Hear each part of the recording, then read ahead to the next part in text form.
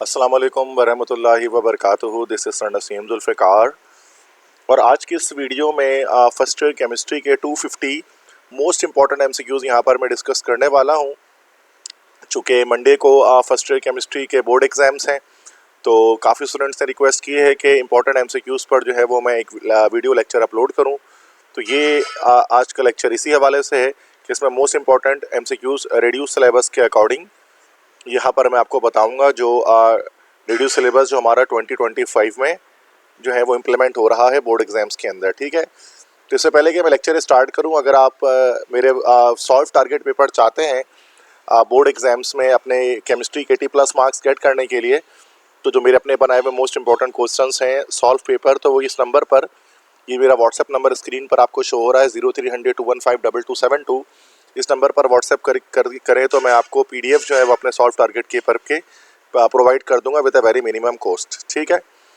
तो चलें आप फर्स्ट ईयर केमिस्ट्री के MCQs को स्टार्ट करते हैं। ये तमाम चैप्टर से चैप्टर नंबर 1 से लेकर चैप्टर नंबर 10 के ये MCQs हैं। उसकी डिटेल एक्सप्लेनेशन यहाँ पर मैं आपको दूंगा ताकि जस्ट वीडियो देखकर आपके सारे जो है वो कॉन्सेप्ट्स वगैरह जो है वो क्लियर हो जाएं, ठीक है। तो फर्स्ट MCQs है, तो यहाँ पर चैप्टर 1 से ये फर्स्ट MCQ से स्टार्ट हो रहा है। At STP 0.5 mole of a gas occupies the volume dash. STP पर 0.5 मोल गैस का ऑक्यूपाई कितना वॉल्यूम करेगा, तो जो हमारे पास 1 मोल होता है वो 22.41 DM क्यूब ऑक्यूपाई करता है, तो हाफ मोल जो है वो 11.2 डेसीमीटर क्यूब जो है ऑक्यूपाई करेगा। तो इसका C ऑप्शन करेक्ट हो जाएगा। सेकेंड है number of moles in 58.5 gram of NaCl। 58.5 gram NaCl में नंबर ऑफ मोल्स कितने होंगे, तो मोल्स बराबर किसके होते हैं, मास अपॉन मोलर मास। तो 58.5 को जब हम 58.5 से डिवाइड करेंगे तो 1 आंसर आएगा, तो ये 1 मोल हमारे पास इसका करेक्ट आंसर होगा। थर्ड MCQ है in pi bond electron density lies dash. Pi bond में electron density both above and below nodal plane. जब पाई बॉन्ड हमारे पास बनता है तो नोडल प्लेन के ऊपर और नीचे दोनों तरफ इलेक्ट्रॉन डेंसिटी जो है वो लाई करती है। फोर्थ MCQ है dash is the number of unpaired electron in an atom, ठीक है। तो अनपेयर्ड इलेक्ट्रॉन जो एक एटम के अंदर होते हैं उसे क्या कहा जाता है, तो बेटा उसे हम वैलेंसी कहते हैं, C ऑप्शन। फिफ्थ है the angle between sp3 orbitals is dash. तो sp3 ऑर्बिटल्स में जो एंगल होता है 109.5 डिग्रीज का होता है, तो 109 भी लिख सकते हैं, this is B option. MCQ 6 है dash is a mixing of orbitals to form equivalent orbitals of same shapes and energy. तो ये हाइब्रिडाइजेशन कहलाती है कि मुख्तलिफ ऑर्बिटल्स का मिक्स होकर नए तरह के ऑर्बिटल्स को जनरेट करना। MCQ 7 है dash introduce the concept of orbital hybridisation. तो हाइब्रिडाइजेशन का कॉन्सेप्ट जो है लिनस पॉलिंग नाम के एक साइंटिस्ट ने पेश किया था, तो this is B option. Seventh है डैश इंट्रोड्यूस द एट्थ है the valency of carbon in ground state appears to be dash. तो ग्राउंड स्टेट में जो कार्बन होता है चूंकि वो डाईवैलेंट होता है, तो डाईवैलेंट होता है, इसकी 2 वैलेंसी होती है। ऑक्साइड स्टेट में वो टेट्रावैलेंट हो जाता है। तो अभी इसमें चूंकि ग्राउंड स्टेट पूछा जा रहा है तो दैट्स वाई 2 हमारे पास करेक्ट आंसर होगा। नाइन्थ MCQ है the bond formed in fluorine molecule is due to this overlap of orbitals.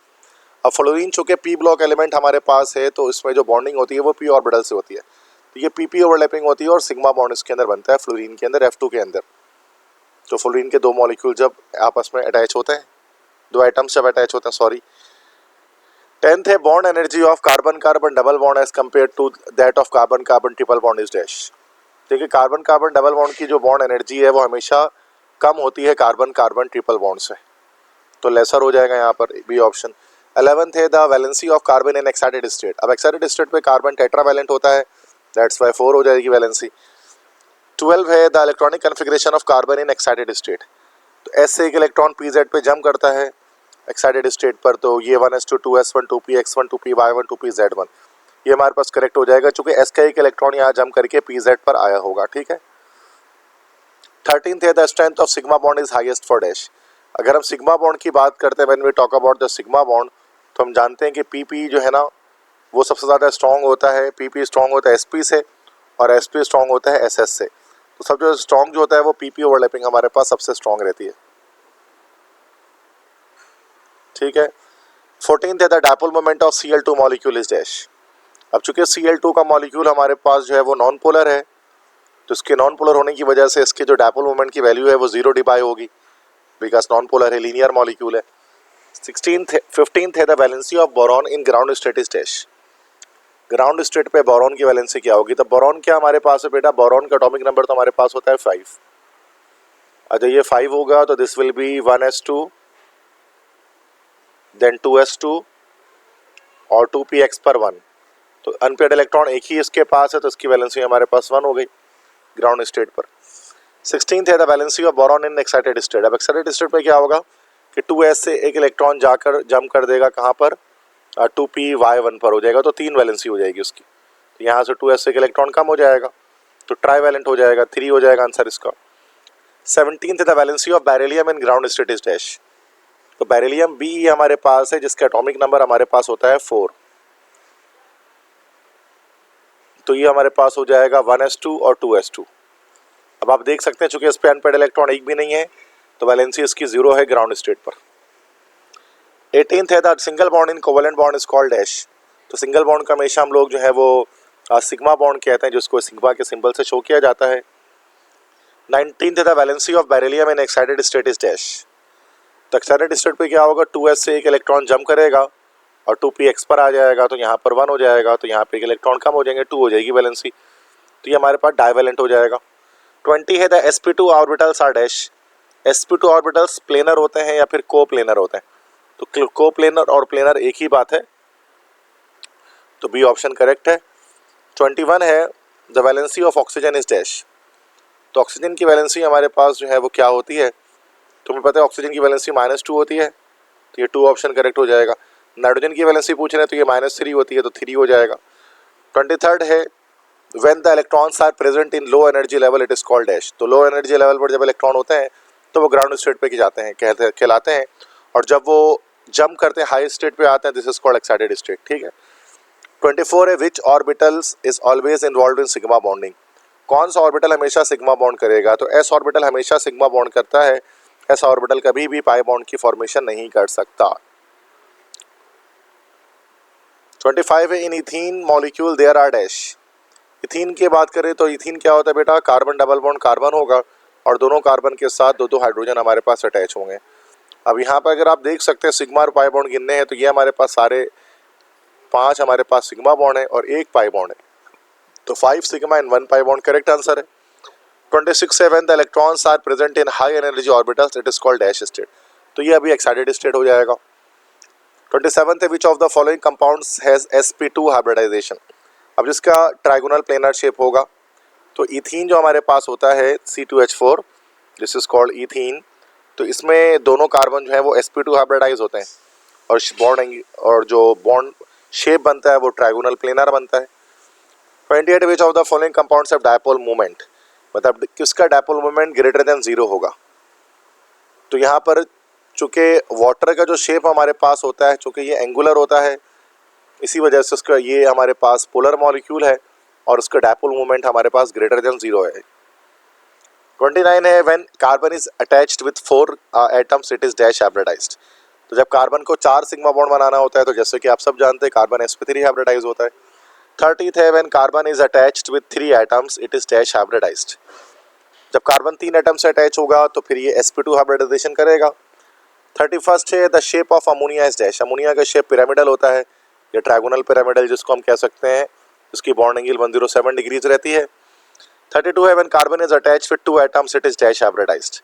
जब कार्बन 2 एटम से अटैच होगा तो ये sp हाइब्रिडाइज रहेगा हमारे पास। 33rd है in methane molecule there are dash. Methane molecule में डैश बॉन्ड्स होंगे। मीथेन में आपको पता है 4 सिग्मा बॉन्ड होते हैं सिंपल।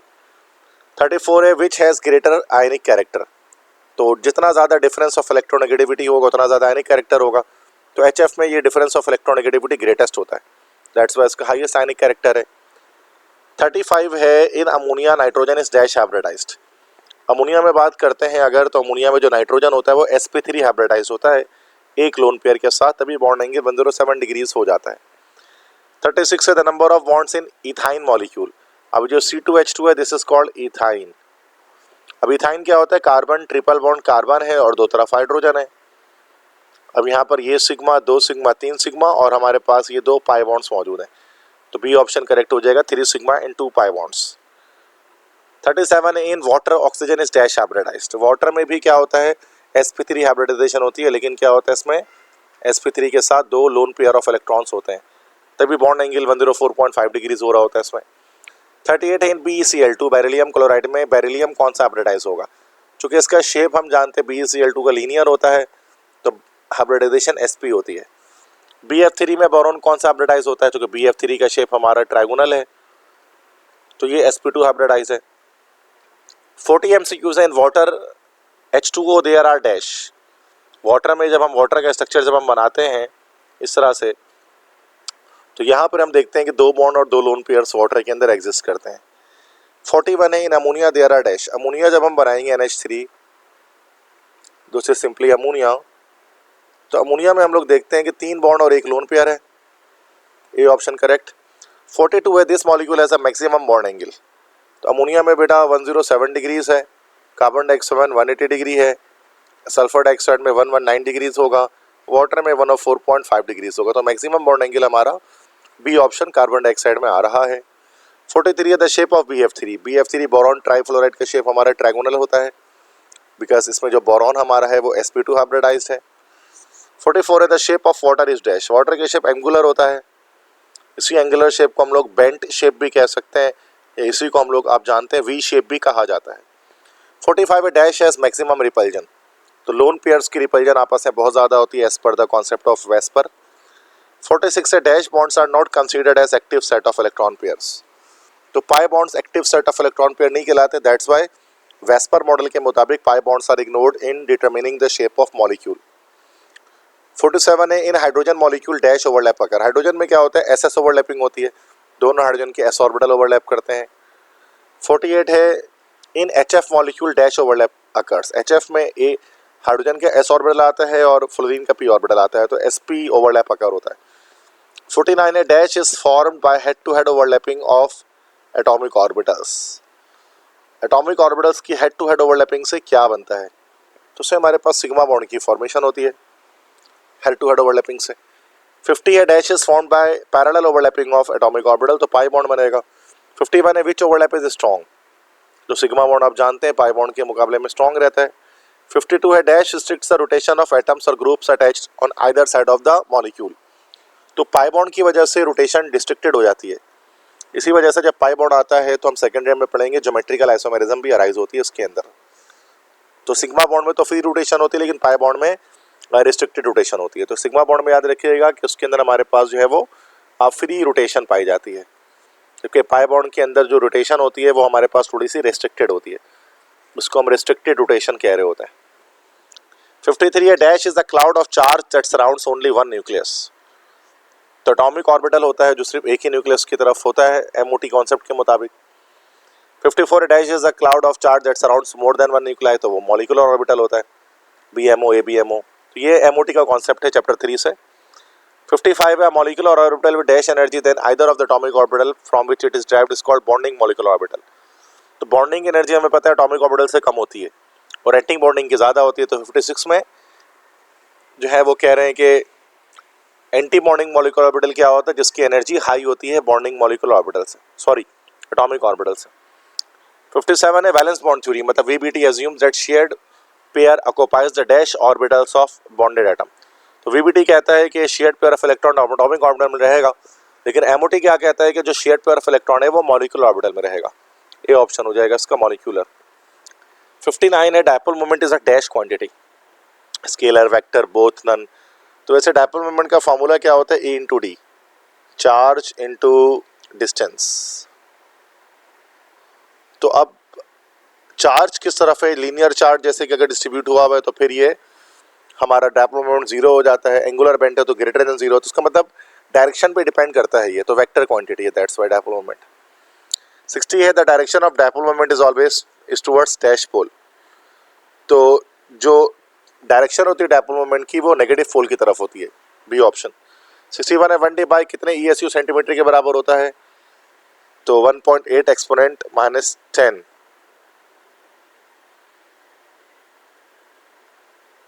ESU सेंटीमीटर है ना, तो इसका आई थिंक ये आंसर तो नहीं होना चाहिए, इसका आंसर हमारे पास सी होना चाहिए। 10 की पावर -18 ESU सेंटीमीटर के बराबर होता है 1 डिवाई। ठीक है। 62 है the dipole moment of CCl4 is 0 due to dash. इसकी सिमेट्री की वजह से, चूंकि हमें पता है कि CCl4 हमारा जो है वो जो शेप आ रहा है CCl4 का वो टेट्राहेड्रल है, और इसी वजह से सिमेट्री की वजह से इसका जो है वो कह सकते हैं कि डायपोल मोमेंट होता है वो 0 होता है, इसी वजह से CCl4 हमारा एक नॉन पोलर मॉलिक्यूल है। 63 dipole moment of SO2 is dash. तो सल्फर डाइऑक्साइड की डायपोल मोमेंट जो है वो ग्रेटर देन 0 होती है, चूंकि पोलर है। 64 है dash has high bond energy. तो ट्रिपल बॉन्ड की एनर्जी हाईएस्ट होती है, तो N ट्रिपल बॉन्ड N की बॉन्ड एनर्जी हमारे पास हाई रहेगी, मींस N2 की। 65 है the unit of bond energy is dash. Bond energy unit जो है वो किलो जूल पर मोल होती है। वैसे तो इसकी एनर्जी यूनिट किलो कैलोरी पर मोल भी होती है, चूंकि ऑप्शन में नहीं है, दैट्स वाई किलो जूल पर मोल लगा दिया। 66 MCQs है the energy required to break all bonds in one molecule mole of a substance is dash. तो ये बॉन्ड एनर्जी कहलाता है। This is also from chapter 3। 67 है dash has minimum S character. किसके अंदर S कैरेक्टर सबसे कम होता है? तो sp3 में S कैरेक्टर सबसे कम होता है। इसमें S कैरेक्टर हमारा 25% होता है, जबकि P कैरेक्टर हमारा 75% होता है। sp2 में S कैरेक्टर 33% होता है और P कैरेक्टर 66% होता है। sp में दोनों का जो है वो 50-50% कैरेक्टर होता है। 68 है alpha rays are fast moving dash. Fast moving helium nuclei हो जाएगा हमारे पास ये। तो चैप्टर 2 के MCQs है ये, एटॉमिक स्ट्रक्चर से। 69 है the particle having mass 1836 times that of electron is dash. This is proton. 70 है emission of alpha particle changes to dash. Alpha particle जब एमिट होता है यूरेनियम से, तो यूरेनियम किस में चेंज होता है? तो आपको पता है जब अल्फा डिके होता है तो एटॉमिक नंबर 2 हमारे पास कम हो जाता है। तो 92 से 2 कम करेंगे 90 हो जाएगा, तो ये थोरियम बन जाएगा, ए ऑप्शन, अल्फा डिके के बाद। 71 है व्हेन एन अल्फा रे इज एमिटेड। जब अल्फा रे एमिट होता है तो जो कि हीलियम का न्यूक्लियस निकल रहा है, तो एटॉमिक नंबर 2 कम हो जाता है और मास नंबर 4 कम हो जाता है। तो ए ऑप्शन हो जाएगा, atomic number is decrease by 2 and mass number is decrease by 4। 72 MCQs है most of the radiations given by radium when subjected to a magnetic field were found to split into dash. तो ये Rutherford experiment की बात की जा रही है, जिसमें रेडियो एक्टिव रेज डिस्कवर किया गया था। तो रेडियम को जब रेडिएशंस निकलती हैं और उसको मैग्नेटिक फील्ड के सामने रखा जाता है, तो वो 3 टाइप्स में रेडिएशन से रेडियो एक्टिव रेज ब्रेक हो जाती हैं, जिसको हम अल्फा, बीटा और जो है वो गैमा रेज कहते हैं। 73 है which is the heaviest particle among the following. तो अल्फा रे इन चारों में से सबसे स्ट्रॉन्ग, सबसे ज़्यादा हेवी होता है, चूँकि अल्फा में 2 प्रोटॉन और 2 न्यूट्रॉन होते हैं, दैट्स वाई। तो चूँकि 2 प्रोटॉन है 2 न्यूट्रॉन है, दैट्स वाई सबसे हैवी हो गया। 74 है neutron was discovered by. Neutron को जेम्स चैडविक ने डिस्कवर किया था with the help of artificial radioactivity. 75 है out of the following radiations which one is most easily stopped by air. सबसे इजिली स्टॉप कौन हो सकता है एयर से, जिसकी पेनिट्रेशन पावर सबसे कम है? तो अल्फा रे की पेनिट्रेशन पावर सबसे कम है, जस्ट 1 से 2 सेंटीमीटर इन एयर, जिसको हम कहते हैं ना। तो अल्फा रे यहाँ पर करेक्ट आंसर हो जाएगा। 76 है डैश आइसोलेटेड रेडियम। तो मैडम क्यूरी जो एक साइंटिस्ट थे जिन्होंने रेडियम सबसे पहले आइसोलेट किया था, which was the first radioactive element to be discovered. 77 है light of a single wavelength is called dash. उसको मोनोक्रोमेटिक लाइट कहते हैं, इसकी एक ही वेवलेंथ होती है। 78 है dash determine shape of orbitals. तो एजिमुथल क्वांटम नंबर से हम लोग शेप ऑफ ऑर्बिटल बताते हैं, जिसको स्मॉल एल से शो किया जाता है। 79 है one n equal to 2 the l is equal to dash. N की वैल्यू 2 है, मतलब सेकंड शेल है, तो सब शेल हमारे पास या तो एस होगा या तो पी होगा, तो 0 या 1 होगा। 0 मतलब एस और 1 मतलब पी सब शेल। 80 है 1s2 2s2 2px2 dash rule is violated. तो ये हंट्स रूल यहाँ पर वायलेट हो रहा है, क्योंकि हंट्स रूल कहते हैं कि px पर डायरेक्ट 2 इलेक्ट्रॉन नहीं लगाएंगे, px पर 1 लगेगा, py पर 1 लगेगा, pz पर 1 लगेगा, देन उसके बाद कपलिंग करेंगे टू एक्वायर मैक्सिमम स्टेबिलिटी। ठीक है, तो ये हंट्स रूल कहलाता है। इसी को कहते हैं hunts rule of maximum multiplicity, ये इसका फुल नेम है इस रूल का। 81 MCQs है the n plus L value for 5d orbital is dash. अब 5d है तो n की वैल्यू तो हमारे पास 5 हो गई और l की वैल्यू हमारे पास हो गई 2 हो गई, तो 5 + 2 7 हो गया हमारे पास। 82 है the energy of each quantum of radiation is directly proportional to frequency. ये प्लांक्स क्वांटम थ्योरी है कि energy is directly proportional to nu, जिसको हम कहते हैं। 83 है, this one of the following colours has the shortest wavelength. Shortest wavelength और highest energy हमारे पास वॉयलेट कलर की होती है। 84 है the value of Planck constant 6.625 exponent minus 34 joule second, C option correct. 85 है this colour has the longest wavelength, तो longest wavelength हमारे पास रेड कलर का होता है और लोएस्ट फ्रीक्वेंसी होती है इसकी। 86 है an electron is said to be excited when is dash, तो जब ये हायर ऑर्बिट पे जंप करेगा तो एक्साइटेड कहलाएगा। 87 है the colour of light depends upon its wavelength पे डिपेंड करती है कलर लाइट की। 88 MCQs है quantum number values for 2p orbitals are dash. 2p orbitals के लिए क्वांटम नंबर की वैल्यूज क्या हो सकती हैं? तो n की वैल्यू तो हमारे पास 2 हो गई, l की वैल्यू हमारे पास इसमें 1 हो गई, तो ए ऑप्शन करेक्ट है। तो यहाँ आगे ब्रैकेट में लिखा हुआ है कि सेम यही MCQs MTCAT डाउ में आया था 2020 में। 89 है when 5d orbitals is complete the entering electron will go to dash, तो इसके लिए हमें पूरा कंप्लीट चार्ट बनाना पड़ेगा कि 5d के बाद इलेक्ट्रॉन किस में जाएगा। चार्ट नहीं भी बनाएंगे तो समझ में आ सकता है, रीज़न मैं बता रहा हूँ कैसे। 5d का आप n+l वैल्यू निकाल लो, तो हो जाएगा 5 + 2 7। अब देखो 7 के बाद 8 फिल होगा ना, अभी देखो ये 6 हो गया, ये तो फिल नहीं हो सकता, ये 6 + 1 ये भी 7 है, ये फिल हो सकता है, ये 5 + 1 6 है, तो ये तो फिल ही नहीं हो सकता। 4 है, 4 + 3 7 है, तो 6 + 1 ये भी 7 है, तो 5d 5 + 2 हो गया ना हमारे पास, d हमारे पास ये 7 है और ये 6 हो गया, ये 7 हो गया, ये 6 हो गया और 4 3 7 हो गया।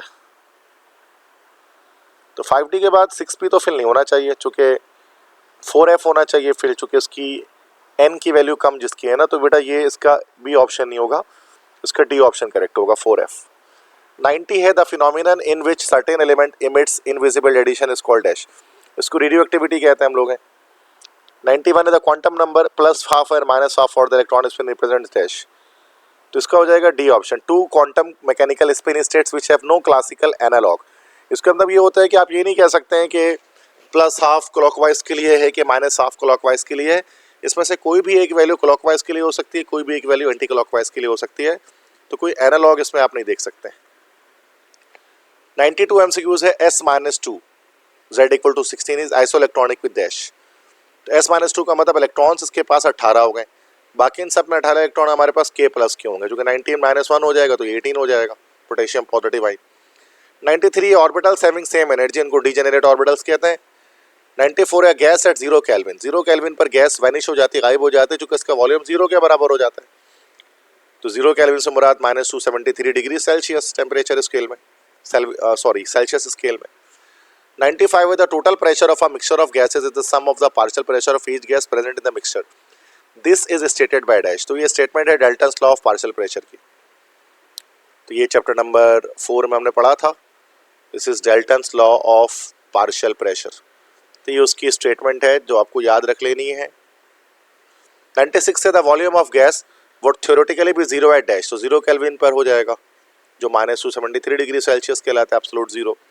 97 है an ideal gas obeys gas laws under this condition, ideal gas तो हर टेम्परेचर प्रेशर पर गैस लॉस को फॉलो कर सकती है, बट रियल गैस सिर्फ हाई टेम्परेचर और लो प्रेशर पर गैस लॉस को फॉलो करती है। 98 है the value of R when pressure is express in newton per metre square is dash, तो ये 8.314 हो जाएगा हमारे पास आंसर इसका।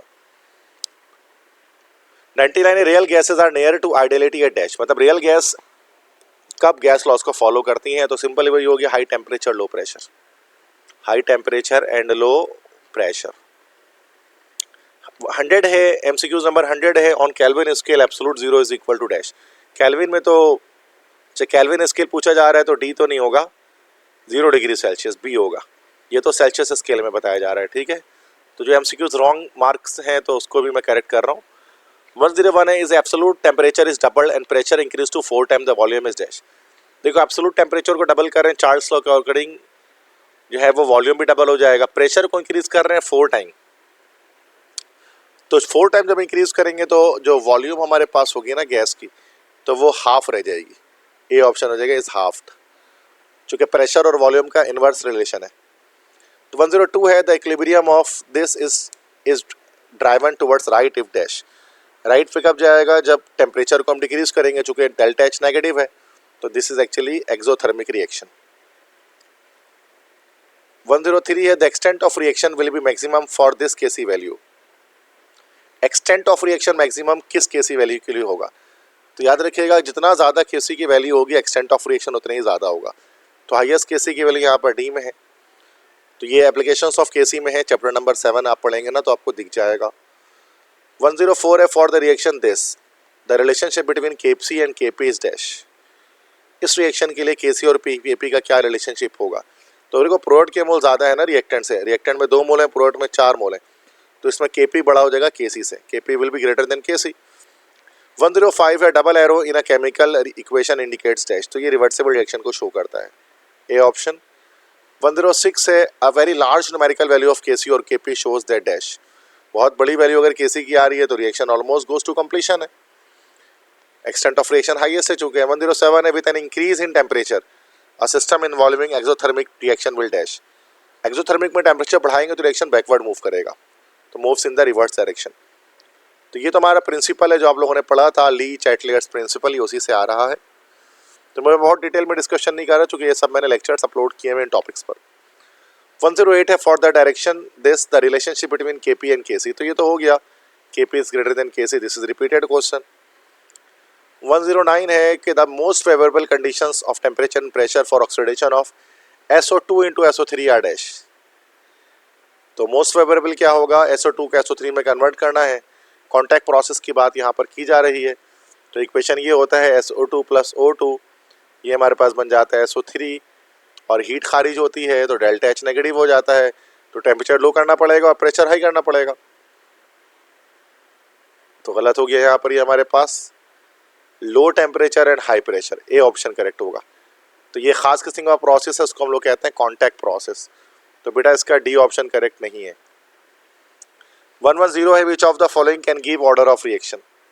ऑर्डर ऑफ रिएक्शन हमें रेट लॉ से पता लग सकता है, ए ऑप्शन। ये चैप्टर नंबर 8 है केमिकल काइनेटिक्स, 8 तो नहीं सॉरी 9 है केमिकल काइनेटिक्स। 111 MCQs है the minimum energy needed by molecule to permit chemical reaction is called activation energy, this is also chapter 9 chemical kinetics. 112 है the active mass of reacting substance means dash. तो active mass किसे कहते हैं? Active mass असल में हम लोग concentration को कहते हैं, मोल पर डीएम क्यू, मोलर कंसंट्रेशन को। 113 है the addition of a catalyst to a reaction changes dash. Catalyst डालते हैं तो रिएक्शन को स्पीड अप या स्लो डाउन कर देता है एक्टिवेशन एनर्जी के अंदर चेंजिंग करके, C option will be the correct one.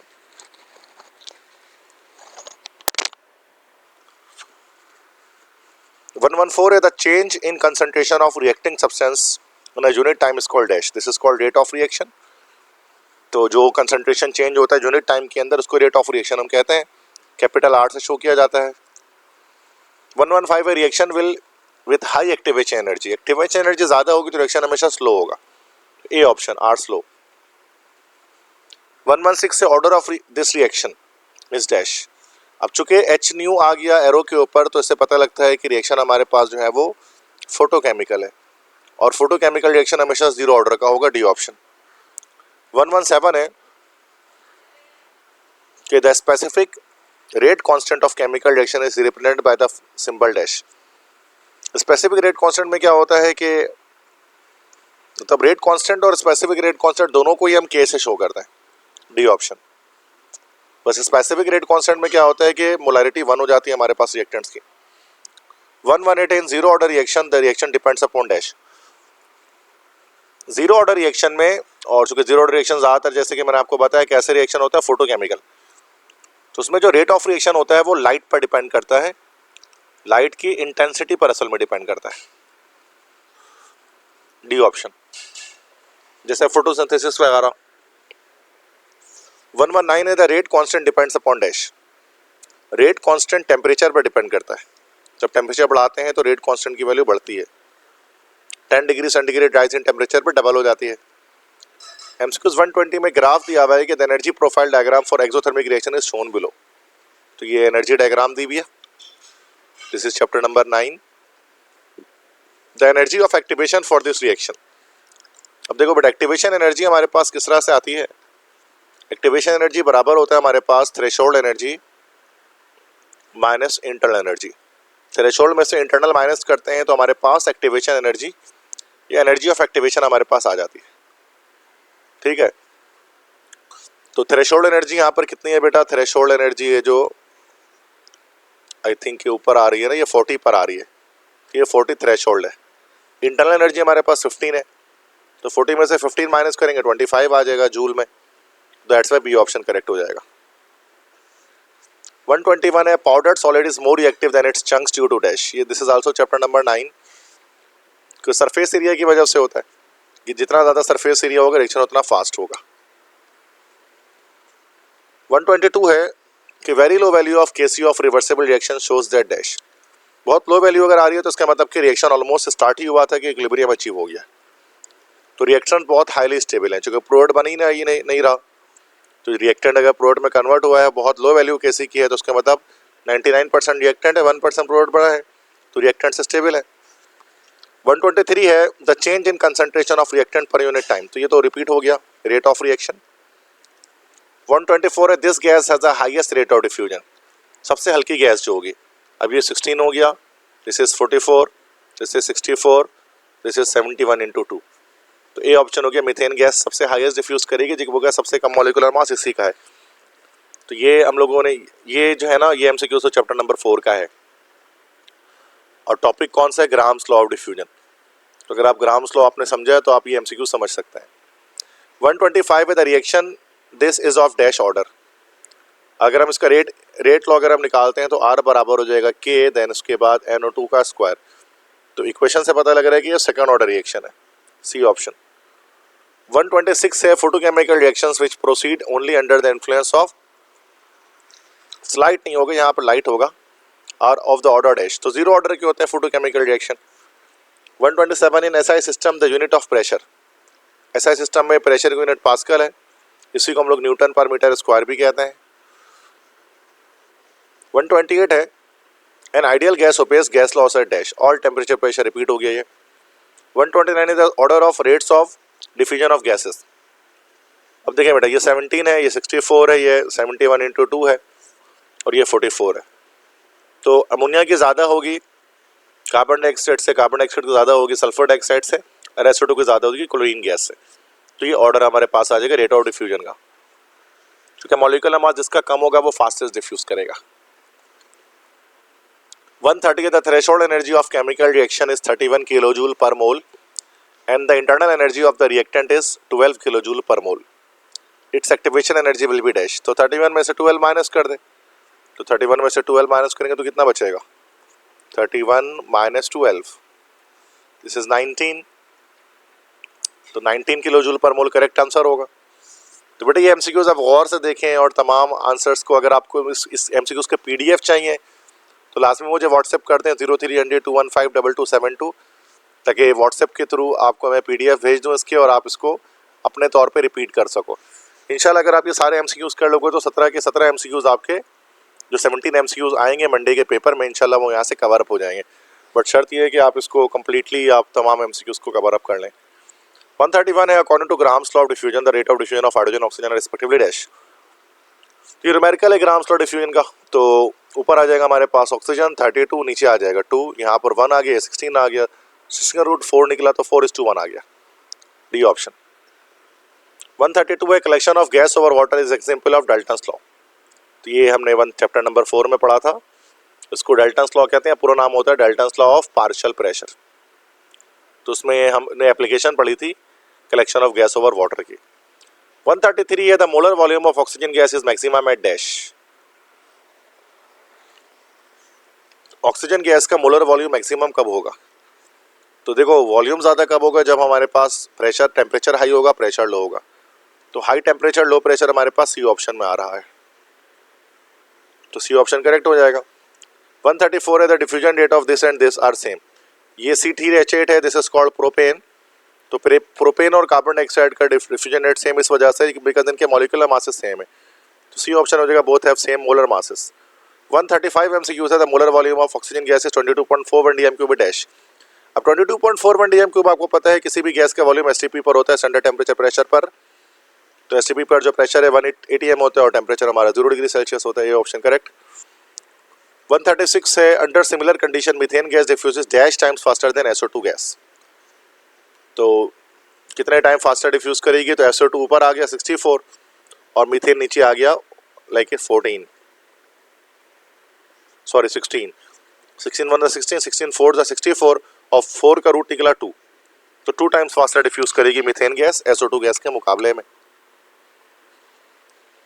137 है एट इक्विलिब्रियम। इक्विलिब्रियम पर क्या होता है, rate of forward and reverse reaction ये बराबर हो जाते हैं, तो ये इक्विलिब्रियम की डेफिनेशन है। 138 है डैश केफ law of mass action, this is also chapter number 7, law of mass action, जिसको आप लोग इक्विलिब्रियम लॉ भी कहते हैं। इसको गुलबर्ग और वेज, दो स्कैंडिनेवियन साइंटिस्ट इन्होंने पेश किया था, सी ऑप्शन। 139 है Kc is 0.0194 and the calculated ratio of concentration of product and reactant is 0.0116, मतलब QC की वैल्यू दी हुई है, तो रिएक्शन कौन सा रिएक्शन टेक प्लेस हो रहा होगा, देखो ये 0.0194 है और 0.0116, मतलब QC की वैल्यू लेस देन Kc है तो रिएक्शन फॉरवर्ड मूव करेगा, ये भी एप्लीकेशन ऑफ Kc है। 140 N2 + O2 2NO बना, क्या बात ट्रू होगी उसके लिए, तो Kp Kc बराबर होंगे, जो कि दोनों जगह पर आप देख सकते हैं 2-2 मोल है रिएक्टेंट प्रोडक्ट साइड पे। 141 है which reaction gives very little product, सबसे कम प्रोडक्ट कब मिलेगा, जब हमारी Kc की वैल्यू जो है वो कैसी आएगी, बहुत कम आएगी। सबसे लो वैल्यू Kc की हमारे पास बी ऑप्शन पे आ रही है 10⁻⁻13। 142 MCQs है the equilibrium constant expression for the reaction this is dash, तो इसकी Kc बराबर होता है concentration of product upon reactant, तो ये हमारा डी ऑप्शन करेक्ट हो जाएगा। 143 है chemical equilibrium is dash, chemical equilibrium कैसा होता है, नेचर में तो डायनामिक होता है, इसलिए कि रिएक्शन आपको फील होता है कि रिएक्शन कैरी ऑन है, सॉरी फील होता है कि रुका हुआ है, लेकिन वो फॉरवर्ड बैकवर्ड दोनों डायरेक्शन में चल रहा होता है एक साथ। 144 है the chemical the equilibrium of H2 + I2, ये बना 2H है, डेल्टा H नेगेटिव है, मतलब एक्सोथर्मिक रिएक्शन है, is driven towards right if dash, right पे कब जाएगा, अगर टेम्परेचर को डिक्रीज कर देंगे, तो एक्सोथर्मिक रिएक्शन है, ली चार्टलर्स प्रिंसिपल के अकॉर्डिंग रिएक्शन फॉरवर्ड मूव करेगा। 145 है volume of reactant and product is same in reversible reaction, the equilibrium state is not affected by dash, अगर रिएक्टेंट और प्रोडक्ट के वॉल्यूम सेम होंगे तो फिर प्रेशर को कोई इफेक्ट नहीं होगा, ए ऑप्शन। 146 है when one of the product acts as catalyst then such a process is called dash, ये चैप्टर नंबर 9 है, कैटालाइसिस से है, तो ये ऑटो कैटालाइसिस कहलाता है, अगर एक कैटलिस्ट खुद ब खुद पैदा हो जाए किसी रिएक्शन के अंदर। 147 है dx/dt, मतलब R जो है वो बराबर हो गया K और A और B की कंसंट्रेशन है, in the above rate expression the sum of A + B is called, तो ये ऑर्डर ऑफ रिएक्शन कहलाता है, एक्सपोनेंट्स को अगर हम प्लस कर देंगे तो। 148 है in the reaction 2B form product if the concentration of B is doubled, अगर B की कंसंट्रेशन डबल करेंगे तो रेट ऑफ रिएक्शन कितना इंक्रीज होगा, तो हम देख सकते हैं कि यहाँ पर B को देखकर लग रहा है कि ये सेकंड ऑर्डर का रिएक्शन है, तो अगर डबल करेंगे तो 2 का स्क्वायर में बढ़ेगा, मतलब 4 टाइम्स हो जाएगा रेट ऑफ रिएक्शन। 149 है कि rate of reaction becomes dash times faster when temperature of the reaction increase by 10 degree centigrade, तो जब भी 10 डिग्री टेम्परेचर बढ़ता है तो rate of reaction 2 times faster हो जाता है, डबल हो जाता है, तो ए ऑप्शन करेक्ट होगा इसमें। 150 है फॉर द रिएक्शन ए जो है वो प्रोडक्ट बन रहा है, when the concentration of A doubles the rate of reaction increase 4 folds which means it is dash, A को डबल करने से अगर रेट ऑफ रिएक्शन 4 टाइम्स हो रहा है तो उसका मतलब ये हमारा सेकंड ऑर्डर रिएक्शन है, A को डबल कर रहे हैं तो रिएक्शन 4 फोल्ड्स हो रहा है, तो ये बी ऑप्शन नहीं होगा, this is D option correct है यहाँ पर, क्योंकि सेकंड ऑर्डर है ना भाई, अगर A को डबल करने से रेट डबल होता तो फर्स्ट ऑर्डर होता, लेकिन ये सेकंड ऑर्डर है चूंकि 4 टाइम्स बढ़ रहा है। 151 है MCQs for which of the following order of reaction rate of reaction is inversely proportional to the reaction, rate of reaction वैसे तो हमें पता है कि directly proportional to concentration of reactant होता है, लेकिन ये इनवर्सली प्रोपोर्शनल अगर होना शुरू हो जाए तो this is called negative order reaction, तो ऑर्डर ऑफ रिएक्शन नेगेटिव भी जा सकता है। 152 है plasma is the fourth state of matter, it consist of dash, इसमें neutron molecule positive and negative ion ये सब होते हैं, डी ऑप्शन। 153 है cooling appliances like air conditioner and refrigerators are working on the principle of dash, तो ये Joule Thomson effect पर base करते हैं, ये चैप्टर नंबर 4 है। 140-54 है rain drops have a spherical shape because a sphere has a least dash। तो ये सरफेस टू वॉल्यूम रेशियो हो जाएगा कि जो बारिश के जो कतरे होते हैं उनका गोल शेप इस वजह से होता है, जो कि स्फेयर जो है उनका सरफेस टू वॉल्यूम रेशियो सबसे कम होता है और सरफेस टेंशन की वजह से उनका कतरा जो है वो गोल होता है, बारिश का गिरता हुआ कतरा। 155 evaporation is a dash. Evaporation क्या है? कूलिंग प्रोसेस है, क्योंकि जब एवापोरेशन होती है तो हाई काइनेटिक एनर्जी वाले मॉलिक्यूल्स जो है वो सरफेस से लीव आउट कर जाते हैं तो ठंडा मॉलिक्यूल बच जाता है। 156 है the tendency of liquid to cling together is called dash. Liquids के आपस में क्लिंग करने की मतलब चिपकने की सलाहियत क्या कहलाती है? So this is called cohesion. इसको हम लोग सरफेस टेंशन नहीं कहते हैं, this is called cohesion. Cohesive force कहलाती है कि मॉलिक्यूल्स आपस में जो स्टिक हो जाते हैं, क्लिंग हो जाते हैं। 154 है the internal resistance of a liquid is called viscosity, B option. 158 है capillary action of liquids is due to surface tension, जिसपे क्या होता है लिक्विड जो है कैपिलरी ट्यूब पे राइज करता है। 159 है two solids having the same crystal structure are called dash. तो ये आइसोमॉर्फस कहलाएंगे, क्योंकि दो अलग अलग सॉलिड का अगर सेम स्ट्रक्चर आएगा crystalline, this is called isomorphous. 160 है the number of crystal system on the basis of unit cell is dash. तो 7 क्रिस्टल सिस्टम होते हैं, C2 और HMT से याद करते हैं, C2 और HMT इस तरह से याद होता है। तो 1 2 3 4 5 6 7 तो 7 क्रिस्टल सिस्टम होते हैं, cubic, tetragonal, orthorhombic, रोम्बोहाइड्रल, hexagonal, monoclinic और ट्राइक्लिनिक, ये 7 सिस्टम होते हैं। 161 है अगर ABC बराबर है, अल्फा बीटा गामा सब बराबर 90 डिग्री है, तो क्रिस्टल स्ट्रक्चर क्या होगा? सबसे इंपॉर्टेंट क्रिस्टल स्ट्रक्चर होता है क्यूबिक, जो पहला वाला है जिसमें सब इक्वल टू में होता है। ABC की लेंथ भी बराबर होती है, अल्फा बीटा गामा सब बराबर होते हैं, सब 90 डिग्रीज में होते हैं, तो एक परफेक्ट क्यूब बनता है हमारे पास है। 162 है the basis of motor oil grading is dash. तो मोटर ऑयल की जो ग्रेडिंग नापी जाती है वो विस्कोसिटी के जरिए नापी जाती है, तो ये विस्कोसिटी का एक बेनिफिट होता है। 163 है the presence of hydrogen bonding in a liquid is dash. जब हाइड्रोजन बॉन्डिंग आती है तो ये क्या करता है, जो वेपर प्रेशर है वो लिक्विड का डिक्रीज कर देता है, चूंकि लिक्विड ज़्यादा जो तेज़ी से वेपोराइज नहीं हो पाता है स्ट्रॉन्ग इंटरमॉलिक्यूलर इंटरेक्शन की वजह से। 164 है ग्रेफाइट कंडक्ट्स इलेक्ट्रिसिटी डैश। अब ग्रेफाइट हमें पता है कि वो चूंकि क्रिस्टलाइन सॉलिड है तो वो हमारे पास होते हैं एनाइसोट्रोपिक।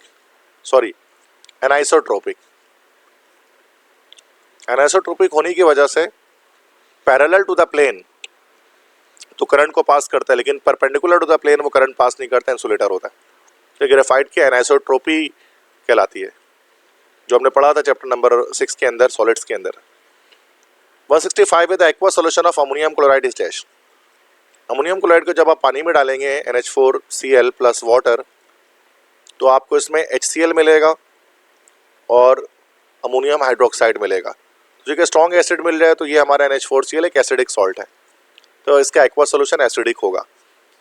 166 है the aqua solution of NaCl is dash. अब NaCl तो न्यूट्रल सॉल्ट है तो उसका एक्वा सॉल्यूशन न्यूट्रल होगा। 167 है the process in which water molecule get attached with the solute ions और मॉलिक्यूल्स इज कॉल्ड डैश। वो प्रोसेस जिसमें वाटर मॉलिक्यूल्स सॉल्यूट के आइंस को सराउंड कर लेते हैं उसको हम लोग हाइड्रेशन कहते हैं। This is from chapter number solution and colloid से है, आई थिंक 10 से है। 168 है this salt will hydrolyse in water. कौन सा सॉल्ट हाइड्रोलाइज हो सकता है पानी में, जो पानी के पीएच को चेंज कर देगा? तो अमोनियम क्लोराइड्स हाइड्रोलाइज हो सकता है, क्योंकि ये पानी के पीएच को 7 से कम कर देगा, चूंकि एसिडिक सॉल्ट है। 169 है एक इक्वेशन लिखी हुई है, ये किसकी एग्जाम्पल है पूछा जा रहा है। कॉपर सल्फेट को पानी में डाला जा रहा है तो कॉपर हाइड्रोक्साइड बन गई और सल्फ्यूरिक एसिड बन गई। अब यहाँ पर क्या हो रहा है कि सॉल्ट के कैटायंस और एनाइन वाटर से रिएक्शन कर जा रहे हैं, this is called hydrolysis. 170 dash is a state of matter between liquid and solid. Liquid solid के बीच में जो स्टेट ऑफ मैटर है this is called liquid crystal. 171 है breaking of OH bond occurs in dash. Water का OH bond कब break होता है कि जब हाइड्रोलिसिस होती है, तो वरना हाइड्रेशन के अंदर तो बॉन्ड ब्रेक नहीं होता, क्योंकि फिजिकल प्रोसेस है ये। हाइड्रेशन फिजिकल प्रोसेस है, इसके अंदर कोई बॉन्ड ब्रेक नहीं होता, और हाइड्रोलिसिस एक केमिकल प्रोसेस है, इसके अंदर बॉन्ड की ब्रेकिंग होती है। 172 है the boiling point of different liquids may be different at the same external pressure due to dash. मतलब अगर बाहर का एक्सटर्नल प्रेशर सेम है उसके बावजूद डिफरेंट लिक्विड्स डिफरेंट टेम्परेचर पर बॉयल होते हैं, जैसे कि वाटर और पेट्रोल की बॉइलिंग पॉइंट अलग है। तो ये एक फैक्टर इसके पीछे इंटरमोलिकुलर फोर्स होता है। अब वाटर के इंटरमोलिकुलर फोर्स ज़्यादा है तो वो ज़्यादा देर से बॉयल होती है, पेट्रोल के अंदर इंटरमोलिकुलर फोर्सेस कम है, वो जल्दी बॉयल हो जाएगा। 173 है basicity of sulphuric acid is dash. Basicity किसे कहते हैं? जितने हाइड्रोजन मौजूद है किसी एसिड में, तो 2 हाइड्रोजन है तो इसकी बेसिसिटी हमारे पास 2 आ जाएगी। इसी वजह है सल्फ्यूरिक एसिड को हम लोग डाई बेसिक एसिड भी कहते हैं। This is chapter number 8, acid bases and salt. MCQs 174 है some liquids decompose at their boiling point, they are distilled at dash. तो एट लो प्रेशर हो जाएगा, जैसे आपने पढ़ा था कि ग्लिसरीन को जो है वो रिड्यूस प्रेशर पे हम लोग डिस्टिल करते हैं। 175 है graphite is anisotropic with respect to dash. तो अभी मैंने पीछे बताया आपको इलेक्ट्रिकल कंडक्टिविटी की वजह से ये एनाइसोट्रोपिक होता है। चूंकि ग्रेफाइट हमारा पैरेलल टू द प्लेन तो करंट कंडक्ट करता है, लेकिन perpendicular to the plane current conduct नहीं करता। 176 है an aqua solution of ammonium chloride turns dash. अब चूंकि एसिडिक सॉल्ट है तो ये ब्लू लिटमस पेपर को रेड कर देगा, तो ब्लू लिटमस टू रेड हो जाएगा ये। 177 है this is not a primary bond. Hydrogen bond एक प्राइमरी बॉन्ड नहीं है, ये एक सेकेंडरी बॉन्ड है, चूंकि मॉलिक्यूल को मॉलिक्यूल से जोड़ता है। 178 है dash is also called as protonic bridge. तो हाइड्रोजन बॉन्ड को ही हम लोग प्रोटोनिक ब्रिज कहते हैं, जो स्ट्रॉन्गेस्ट इंटरमोलिकुलर फोर्स है, चैप्टर 5 में पढ़ा था। 179 है dash is represented by dotted line. Hydrogen bond को ही डॉटेड लाइन से शो करते हैं। 180 है डैश बॉन्ड ब्रेक्स फर्स्ट। सबसे पहले कौन सा बॉन्ड ब्रेक होता है? किसी भी जैसे पानी को अगर उबाला जा रहा है तो सबसे पहले उसका हाइड्रोजन बॉन्ड ब्रेक होगा, उसके बाद वो लिक्विड से गैस में कन्वर्ट होगा, देन फिर टेम्परेचर इंक्रीज करेंगे तो कोवेलेंट बॉन्ड ब्रेक होगा। क्योंकि इन चारों बॉन्ड में सबसे वीकेस्ट बॉन्ड हमारा हाइड्रोजन बॉन्ड है, दैट्स व्हाई सबसे जल्दी इसी को टूटना है। 181 है when hydrogen bond is bonded with high electronegative atoms such as NOF then intermolecular interactions are known as. ये हाइड्रोजन बॉन्ड की डेफिनेशन है पूरी, डी ऑप्शन। 182 है ice floats on water because ice is dash denser than water. बर्फ क्यों पानी में तैरता है? चूंकि बर्फ जो है वो उसकी डेंसिटी पानी से कम होती है, आइस की डेंसिटी 0.92 होती है, पानी की 1 ग्राम होती है, दैट्स वाई। 183 है water has maximum density of 1 gram per ml at dash degree Celsius. तो 4 डिग्री सेल्सियस पर वाटर की डेंसिटी हमारे पास मैक्सिमम रहती है। 184 है the strongest hydrogen bond is present in dash. Strongest hydrogen bond HF में नहीं होगा, वाटर के अंदर होगा, क्योंकि यहाँ पर नंबर ऑफ हाइड्रोजन बॉन्ड ज्यादा हैं और बॉइलिंग पॉइंट में इन तमाम के मुकाबले में वाटर की ज्यादा है, that is 100 degree Celsius, because इसके पास स्ट्रॉन्गेस्ट हाइड्रोजन बॉन्ड है। 185 है water has dash boiling point than the HF although F is more electronegative than O। जो ऊपर जो बात की है तो कि पानी की ज़्यादा बॉइलिंग पॉइंट होती है HF के मुकाबले में, अगरचे F की इलेक्ट्रोनेगेटिविटी ज़्यादा होती है। तो यहाँ पर हम सिर्फ ये देखते हैं नंबर ऑफ हाइड्रोजन बॉन्ड ज़्यादा किस में बन रहे हैं, तो उसकी बॉइलिंग पॉइंट बढ़ जाती है। 186 से dash is an imaginary line on which the crystals can be rotated through 360 degree. जिससे चैप्टर नंबर 6 से है ये, तो इसको एक्सिस ऑफ सिमेट्री हम लोग कहते हैं। 187 है two solids having the same crystal structure are called dash. ये पीछे चला गया आइसोमॉर्फस। 188 है which of the following pairs are isomorphous. NaCl MgO ये आइसोमॉर्फस होते हैं, क्योंकि दोनों का शेप हमारे पास कैसा रहता है बेटा? क्यूबिक होता है। 189 है calcium carbonate exist in 2 crystalline form calcite and aragonite hence it is dash. देखो अगर चैप्टर 5 में हमने ये भी पढ़ा था, सॉरी चैप्टर 6 में, कि अगर एक ही कंपाउंड अगर 2 मल्टीपल फॉर्म में एग्जिस्ट करते हैं, जैसे 2 मुख्तलिफ क्रिस्टलाइन शेप्स में, जैसे कैल्साइट में एरोगोनाइट में, तो ये पॉलीमॉर्फिज्म कहलाता है और ऐसे सब्सटेंसेस पॉलीमॉर्फस कहलाते हैं। ये बी ऑप्शन करेक्ट है इसमें। 190 है magnitude of physical properties varies with direction in a crystalline solid that is dash. Physical properties की जो मैग्नीट्यूड है वो वेरी करती है, मतलब डायरेक्शन के साथ अगर वेरी करे क्रिस्टलाइन सॉलिड पे तो उसको एनाइसोट्रोपी कहते हैं, जैसे भी ग्रेफाइट के एग्जांपल में मैंने आपको बताया। MCQs 191 है कि the transition temperature of rhombic sulphur and monoclinic sulphur is 95.5 degree Celsius है, जिस टेम्परेचर पर अल्फा सल्फर और बीटा सल्फर दोनों को एग्जिस्ट करते हैं। 192 है each Na+ is surrounded by dash Cl- in NaCl। नमक में हर Na+ कितने Cl- से कनेक्ट होता है? तो 6 Cl- से कनेक्ट होता है। तो इस तरह से अगर एक हमारा Na+ आइन है तो वो इस तरह से 6Cl- आइन से जुड़ा होता है। 193 MCQs है, each Cl- is surrounded by, ये भी सेम हो गया, 6 हो गया। एक Na+ 6Cl- से जुड़ता है और एक Cl- 6 Na+ से जुड़ता है।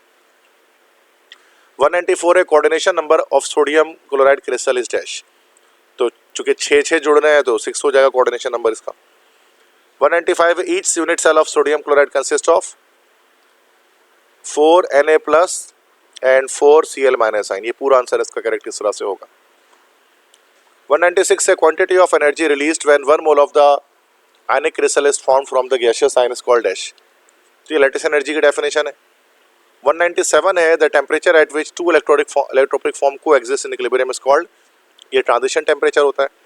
198 है, which has high lattice energy, high lattice energy किसकी होगी, जिसका चार्ज सबसे ज्यादा होगा। तो देखिए Na+1 है, Mg+2 है, Al+3 है, Na+1 है, तो मैक्सिमम चार्ज एल्यूमिनियम का यहाँ पर आ रहा है कैटाइन का, तो जब चार्ज ज्यादा तो लैटिस एनर्जी ज्यादा, सी ऑप्शन। 199 है, which has high lattice energy, अब यहाँ चार्ज का फर्क नहीं है, एटॉमिक रेडियस आयनिक रेडियस का फर्क है, Na+ है, K+ है, Li+ है। अब यहाँ पर अगर हम देखते हैं तो इसमें हमें क्या दिख रहा है बेटा कि जितने छोटे, चूंकि हमें पता है कि जो आयनिक रेडियस है तो ये इन्वर्सली प्रोपोर्शनल रहता है किसके भाई, लैटिस एनर्जी के, डेल्टा HLE के। तो जो सबसे छोटा आयन हमारे पास है वो लिथियम प्लस का है, दैट्स वाई इसकी हाईएस्ट लैटिस एनर्जी है। 200 MCQs 200 है, cooking time is reduced in pressure cooker because dash, चूंकि बॉइलिंग पॉइंट पानी का इंक्रीज हो जाता है जिसकी वजह से प्रेशर कुकर में खाना जल्दी बन जाता है।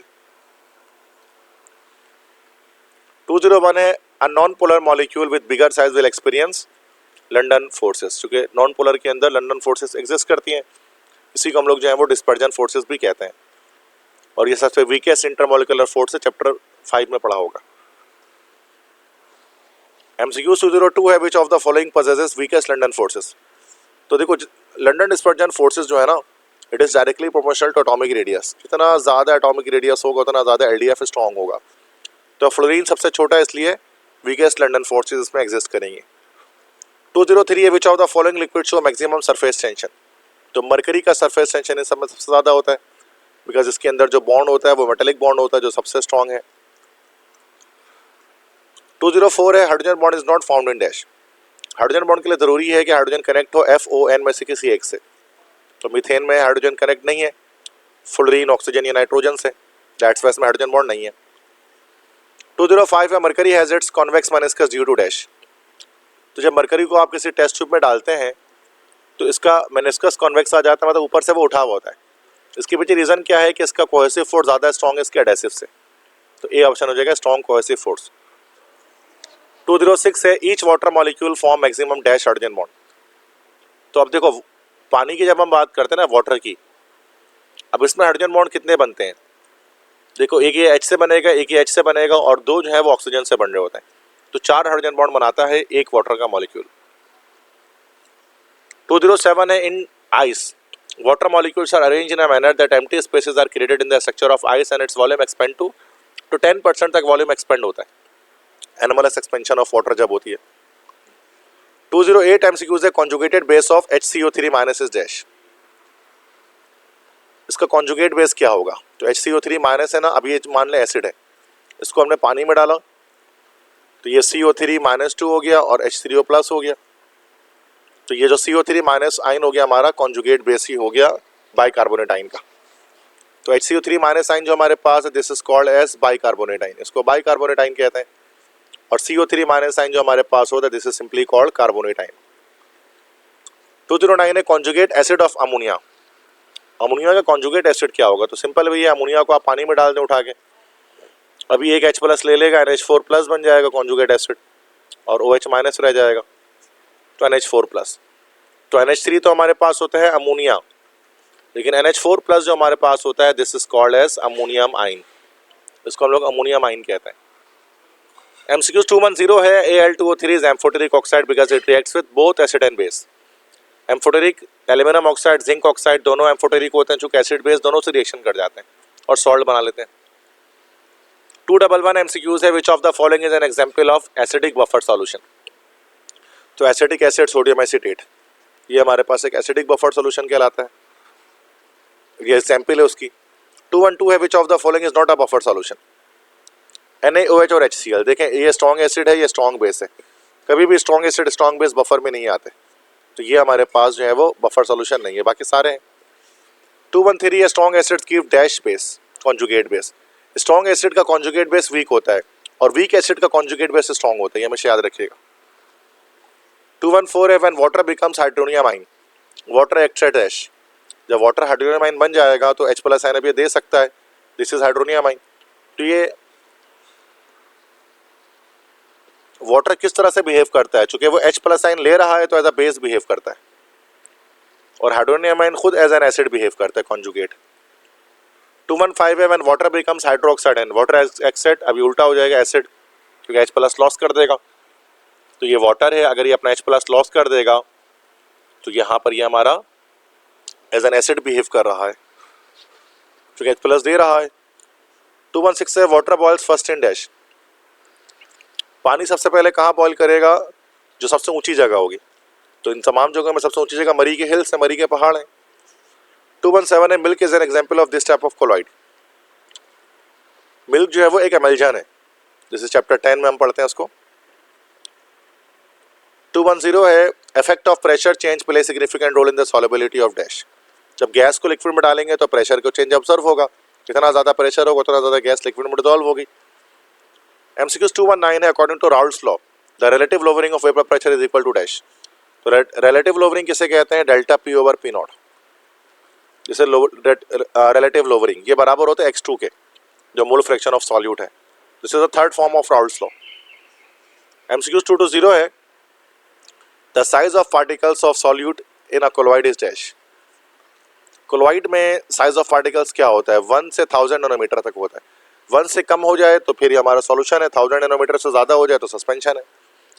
MCQs 221 है, a colloidal solution of liquid into liquid is known as dash, तो लिक्विड और लिक्विड के सॉल्यूशन को हम लोग एमल्जन कहते हैं, जैसे ऑयल एंड वाटर हो गया। तो ये बेटा ये हमारे पास 221 MCQs है मोस्ट इंपॉर्टेंट, जो कि यहाँ पर आपको मैंने इस वीडियो में बताए हैं इस 60 मिनट्स के लेक्चर में। तो आई होप सो कि आपको ये MCQ समझ में आए होंगे, इनको आप याद कर लें, मैंने लेक्चर्स को शॉर्ट ही रखा है ताकि जल्द से जल्द आपकी तैयारी हो सके।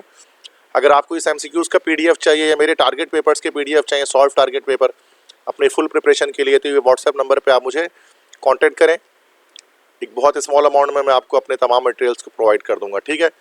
तो मेरी तरफ से दोबारा से बेस्ट ऑफ लक तमाम स्टूडेंट्स को अपने बोर्ड एग्जाम्स के लिए, अपना बहुत सारा ख्याल रखिएगा, अल्लाह हाफिज़।